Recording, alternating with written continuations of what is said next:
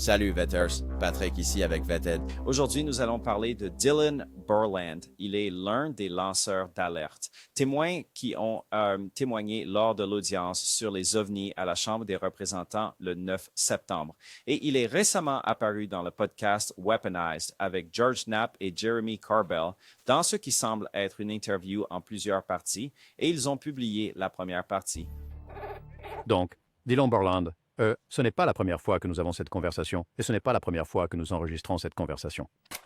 J'ai beaucoup de temps pour réfléchir à tout. Et sachant le genre de choses que je sais, et même avant d'avoir accès à ces informations, il est clair que ces choses sont attirées par l'énergie nucléaire. Cela concerne la DTRA lors de mon dernier jour là-bas, et tout ce Vous parlez à Jérémy depuis plusieurs années, moi depuis moins longtemps, mais depuis quelques années. Et nous ne savions pas exactement que cela en arriverait à ce point. Je veux dire, en ce moment, vous êtes en lice pour être l'un des témoins lors d'une prochaine audition au Congrès.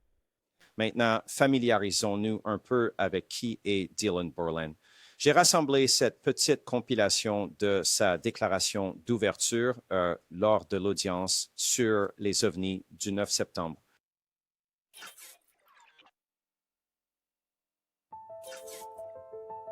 Je m'appelle Dylan Borland, ancien spécialiste en intelligence géospatiale ONNI pour l'armée de l'air des États-Unis en service actif de 2010 à 2013. Je suis un lanceur d'alerte fédéral ayant témoigné devant l'ICIG et l'ARO avec une connaissance directe et une expérience des engins et technologies qui ne sont pas les nôtres et qui, selon les rapports, fonctionnent sans supervision du Congrès. En raison de ma connaissance directe de la réalité de certains programmes UAP hérités, ma carrière professionnelle a été délibérément entravée et j'ai subi des représailles soutenues de la part d'agences gouvernementales pendant plus d'une décennie. Au cours de l'été 2012, mon équipe était en attente à cause du temps et je suis retourné à ma caserne sur la base. Et vers 1h30, j'ai vu un triangle équilatéral d'environ 100 pieds décoller près du hangar de la NASA sur la base. J'étais sous cet engin triangulaire pendant quelques minutes, puis il est monté rapidement au niveau d'un avion de ligne en quelques secondes sans montrer de perturbations cinétiques, de bruit ou de déplacement d'air. Quelques années après cette expérience, j'ai été davantage exposé à des informations classifiées du programme de récupération d'épaves UAP Legacy grâce à un poste sensible que j'occupais dans un programme d'accès spécial. L'avenir de l'humanité est celui où nous voyageons vers les étoiles ou régressons à l'âge de pierre avec cette technologie. Ma carrière a consisté à fournir des informations cruciales aux décideurs. Votre rôle, élu par vos représentants, est d'agir en conséquence. Le moment d'agir est maintenant. Merci.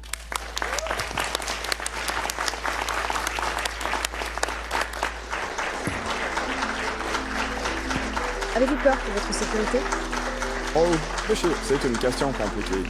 Si je dis le mauvais mot, techniquement, je peux être accusé d'espionnage. L'espionnage, c'est la peine de mort.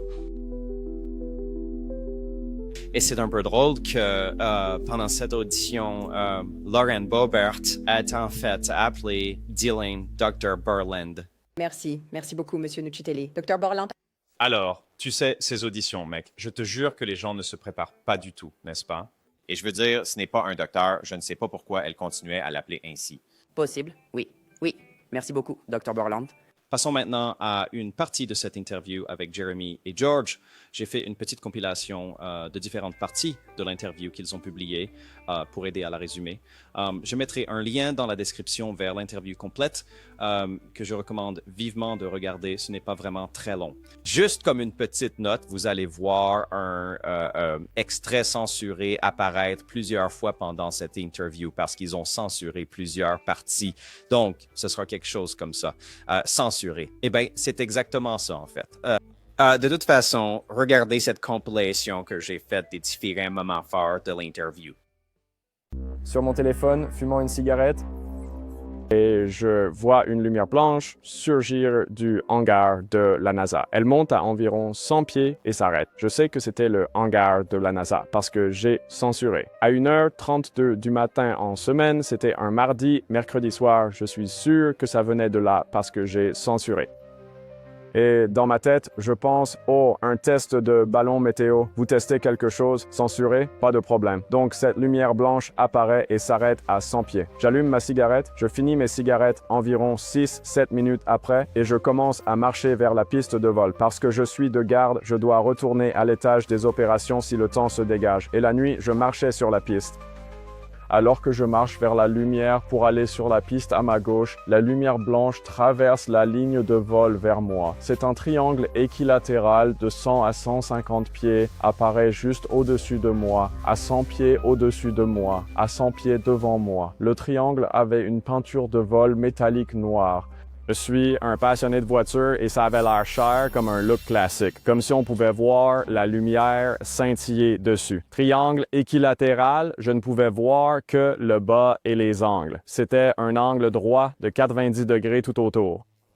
Je ne pouvais pas voir le dessus. Il y avait 4 lumières, une petite lumière à chaque coin et puis une deuxième lumière plus grande qui était 2 à 3 fois la taille des lumières des coins. Et selon mon estimation, c'était à peu près de la taille d'une petite berline. Donc comme une Nissan SE-R Sentra, Nissan Altima qui était au centre. Ce qui était étrange, cependant, c'est que quand je le regarde, la façon dont j'ai essayé de le décrire, et les mots ne peuvent pas le décrire parce que c'est tellement fou à voir, c'est d'imaginer prendre une photo du télescope James Webb où toutes ces couleurs de galaxies sont là. Imaginez ces couleurs, faites-les jaune or, mettez-les sur l'avion et transformez-le en lampe à lave, car tout l'extérieur avait cette lueur jaune transparente tout autour de l'engin et elle pulsait. Alors cette chose vole vers moi, c'est une lumière. Tout d'un coup, pendant qu'elle vole vers moi, ce triangle apparaît. Je ne peux pas vous dire si c'était un acte de camouflage. Je ne peux pas vous dire si cela s'est manifesté autour. La seule chose que je peux vous dire, c'est que la lumière est venue et qu'un triangle est apparu autour. Mon téléphone devient incroyablement chaud, se fige complètement et s'éteint. Je suis en dessous et la première pensée dans ma tête est littéralement « d'accord, donc c'est réel aussi ». Comme j'ai été en rédigé. J'ai eu accès à des choses et je me dis « d'accord, encore une chose qui est réelle ». Les nôtres? Vous voulez dire les nôtres? Je le soupçonnerais initialement. Je veux dire, c'était sur la base. En raison des choses que j'ai découvertes après avoir été au gouvernement assez longtemps et en connaissant certaines vérités et ayant traversé le processus de lanceur d'alerte et compris les questions et pourquoi elles sont posées et comment elles sont posées, je suis maintenant d'avis que ce que j'ai vu n'était pas à nous.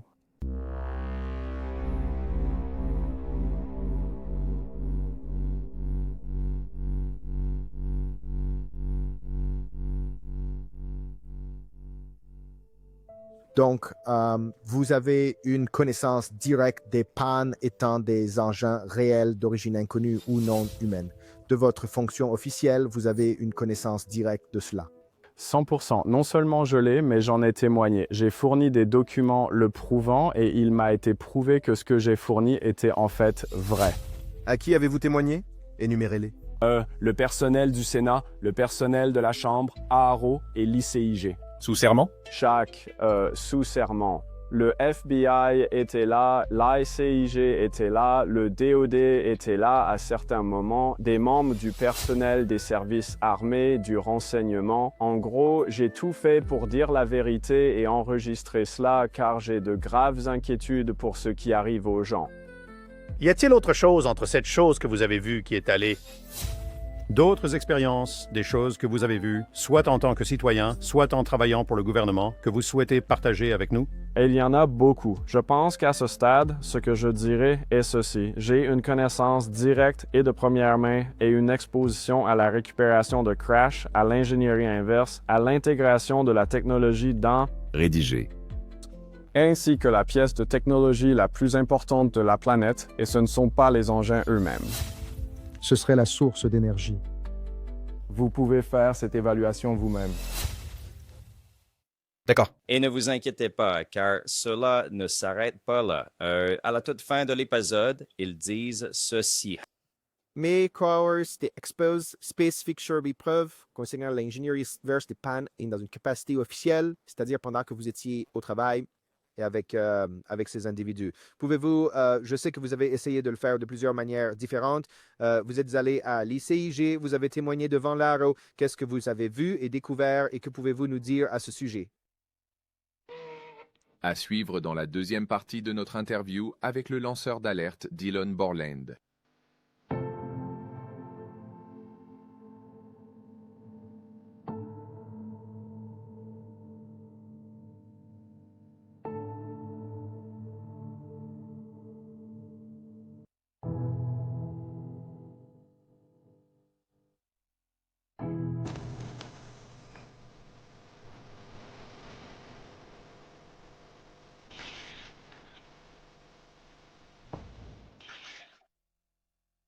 Donc, c'est plutôt cool d'avoir ce dessin que Dylan a publié et nous devrons attendre pour voir la deuxième partie.